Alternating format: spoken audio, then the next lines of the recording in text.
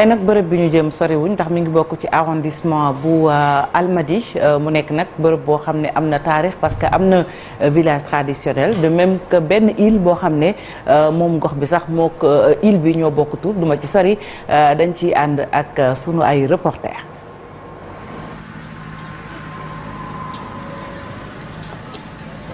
tey seen rubrique de quoi est-il le nom dañoo ñëw fi nga xamante ni rek mooy diwaanu Ngor tey dañoo ñëw indil leen Ngor ci taarix tur bi fan la jógee waa Ngor nan lañ doon dundee donc day baax ñu dugg ci population bi waxtaan ak ñoom ñu daal di ñuy wax rek Ngor tur bi fan la jógee acca ñu dem.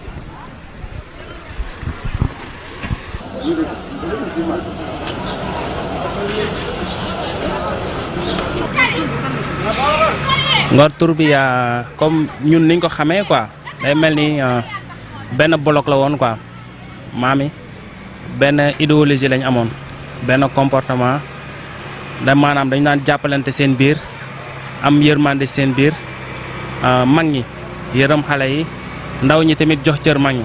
léegi nag moo dem ba tur boobu noonu selon man gis naa ne tur boobu dem na ba am ngor boobu noonu quoi mooy force boobu noonu quoi.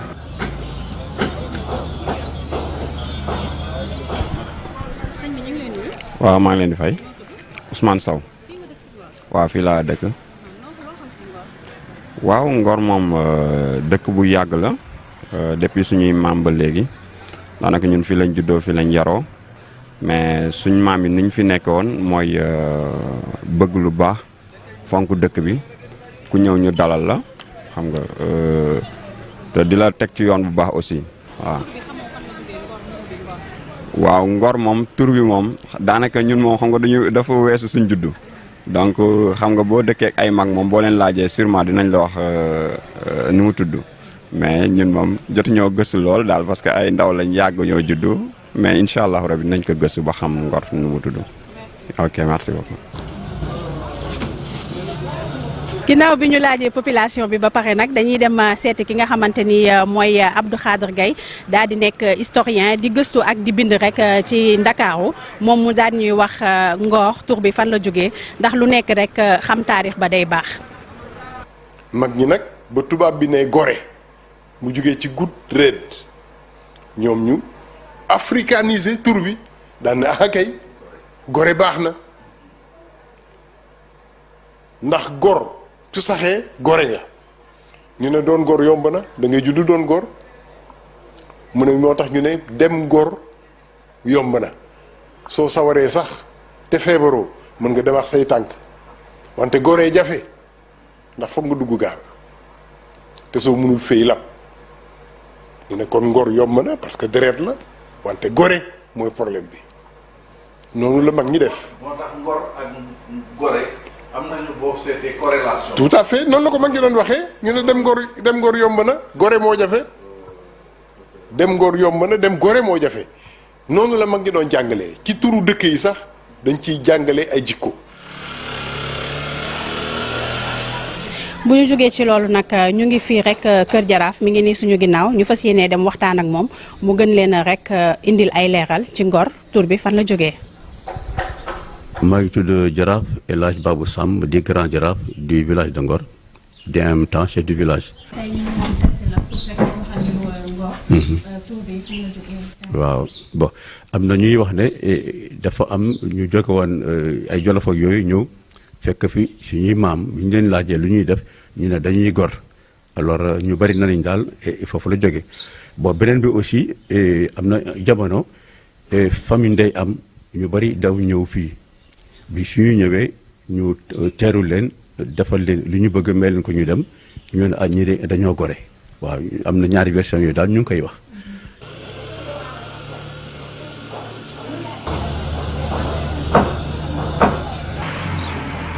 ñu doon lam-laamee Ngor tur bi fan la jógee ak di ko laajte yaakaar naa ni tey rek xam nañu Ngor tur bi fan la jógee. Mame Fama Gueye la ñu àndaloon foofee ca diwaanu Ngor El Hadj Malick Thiandoum sànq maa ngi koy wax Ngor nag bu weesoo tur bi dafa am histoire ndax y a le village traditionnel y a l'île de Ngor ak yeneen i bërëb quand même mu bokk ci fiefu lébu yi fii ci réew Sénégal. di gox bu nga xam ne ñu ngi ko sos ci 15e siècle 1550. ay famille yu nga xam ne dañu jóge woon diggante Kajoor Bawol Waalo ak yu mel noonu ñoom ñoo ñëwoon xam nga nag ci wàllu lébu. jigéen dafa am solo muy ndey. dafa am solo ba tax na famille lébu dafa nekk une famille matrilinéaire nga xam ni jigéen bi daf ci am solo. moo tax jigéen ñi nga xam ne ñoom la ñu jàpp ni seen ay njabootu ñoom ñoo sosoon barab bi. bokk na ci Jigilaan Samb Alima Fall Ndiaté Ndiak ak Sine Diop comme niñ ko waxee nag ngor dafa am solo. ci nit ba tax na tur yi dafay toujours renvoyer ci valeur bu nga xam ne valeur éducative lay doon. ndax nit dañuy faral di wax ne nit de dafa jaay ngorom. olof yi ni déedéet da koo amutoon ndax ku am ngor du ko jaay. te as gor it dafa war a góor ci dara pour ngoram mën a yàgg.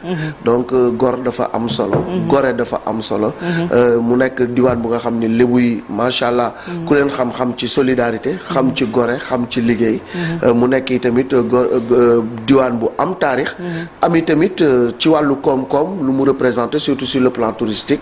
mu nekk vraiment diwaan bu nga xamante ni am na solo trop ci Ndakaaru nekk à la pointe occidentale de Dakar. aywa Chérif. puisqu'on parle de sëñ Abdoulaye Thiaw Laye bu ñu wax Ngor aussi duñ mën a wax parce que Almadies bi yëpp ci donc commune bi la bokk ak xunt bi nga xamante ni symbole la. ci yoonu Laayeen. muy Cheikh Tidiane. waaw am na îles yi aussi je pense que ñi nga xam ni dañuy dem villégiature genre Marseille yi. xam nañ ko bu baax a baax jël gaal dem ci île bi laqatu foofu. non mais tu connais. c'est vous dans vous. gérer entre vous. ñun ñëpp bi ñu daan jàng dañ daan dem. en vacances dem sortie. en togg suñuy togg yóbbaale traverser île bi. affaire yooyu loolu moom yàgg na ci gone. waaw pour dem. fii la bu ngoon di da nga ñibbi sa kër. et puis féexal suñu xol après l'année scolaire loolu daf daan am. et puis li ma ko waxee sànq Malick quand même muy village lébu bu mag boo xam ne également dañ fay faxal di organiser lu bokk ci taarixu lébu muy ndëpp waaw donc su la fekkee foofu Ngor je pense que bokk na quand même ak rawante gaal voilà rawante gaal ndëpp ndaw rabbin donc muy ay mbir yoo xam ne je pense que dafa bokk quand même ci suñu caada fu mel ni Ngor également bokk ci symbole yi. si je am aussi benn club de football boo xamee ni yàgg nañ ko créé na parce que je pense que depuis 1955 la ñu créé Olympique de Ngor. am na ay jamono. oui Olympique de Ngor c'est vrai. ay jamono mi ngi woon première division. mais léegi je pense que mi ngi deuxième division si je ne me trompe pas. stade 10 000 places nekk tout juste à côté de nous. je pense que waroon nañ gën a mën a sori ndaxte am na ay jamono ku am ambition moo ko jiite woon muy Rémi Juto muy xamee ni fasoon na trop si sunu édition yi ci ay jamono mais malheureusement nekkatu fa ci ay joueurs tamit xamoon nañ fa un certain Arthur Yannick Gomis boo fa nekkoon tamit nekkoon un très bon joueur de football après dem France mais malheureusement envol bi nga xamee ni club bi waroon na ko am ko. c'est le sportif qui parle oui. sur le plan politique bokk na ci bërëb yu gën a en tout cas gën a suscité surprise janvier 2022 avec l'élection de Magaye Ndiaye. donc l'un des plus jeunes je pense. maire au niveau des mairies actuellement. voilà muy ay mbir yu am solo et puis leneen liñ ci peut-être bëggoon yokk moom mooy foofu ci encore gis nañ fa quand même hospitalité parce que da ngay gis de plus en plus ay communautés étrangères yoo xam ne ñi ngi fa nekk et puis teraanga lébu moom dafa yaa du Ngor kese parce que ñoom ñoo xàllal yoon wi Ndakaaru tey ba ñëpp mën a toog donc ñu leen di jaajëfalaat bu baax encore une fois di remercier Mame Fama. merci Mame Fama. voilà Mame Fama Gueye moom moo def reportage bi ñu koy jaajëfal bu baax. L'ami de Cheikh Tidiane sonal ngeen Mame Fama Gueye bàyyiwu leen kenn ngeen. parce que yéen a doon île bi mais île bi aussi bu nit ñi xamee. Aminata Sophie Gueye. ah oui. yéen a ji rôle bu am solo. ak espace nan day taxawaalu. cette plume extraordinaire boo xam ne duñu ko fàtte ci àddina. muy Ndeye Taxawaalu avec ses succulentes chroniques ci l'Observateur. ñu koy ñaanal Aminata Sophie Gueye. avant Olympique de Ngor amoon na aussi Almadies. avec les Chita Mansour Wade nga xam ni ñooñu c'était des internationaux. Mansour Wade mu nekkoon préparateur gardien de but équipe nationale. nekkoon AS Police équipe bu mag boobu nga xam ne. y avait Chita, Amsata, Rémi etc. donc c'était une belle équipe. Une très belle équipe qui était 2 fois champion de l'UFOA. Très bien. Il y a aussi l'artiste Ablaye Diallo, le peintre très célèbre aussi. L'ami de Ibou Diouf là qui fait d'habitude d'excellentes choses là puisque ñu ngi ci biennale bi.